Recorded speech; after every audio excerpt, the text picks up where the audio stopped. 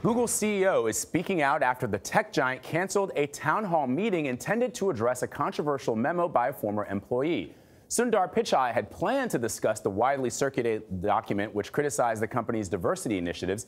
He said the company was forced to call off the meeting over safety concerns for staff.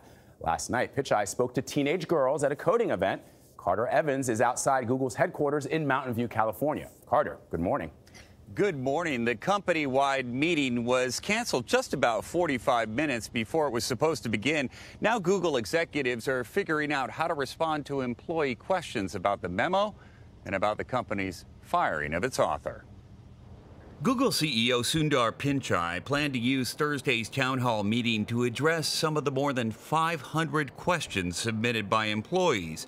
But in a company-wide email Thursday, Pichai said he canceled the meeting after the questions were made public and some Google employees were named online, leading others to worry they might be outed publicly for participating. Thursday's meeting was expected to focus on the widely read memo, which argued in part that the gender gap in the tech industry could be attributed to biological differences between men and women.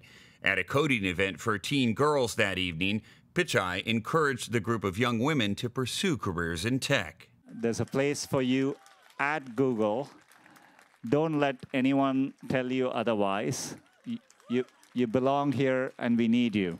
The engineer behind the controversial memo, James Damore, was fired from the company and has since been embraced by several right-wing groups. They say Google oppresses free speech.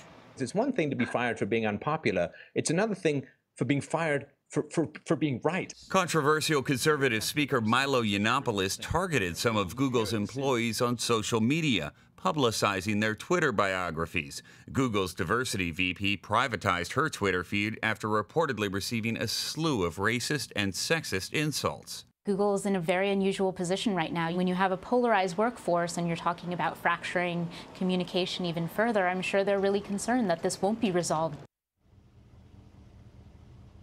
Pichai is now reviewing emails from employees, and he actually says the vast majority of them support his firing of Damore, but others voice concerns about being able to speak freely at work. Google now says it plans to hold group forums for employees to discuss their concerns. Jeff? Carter, thank you.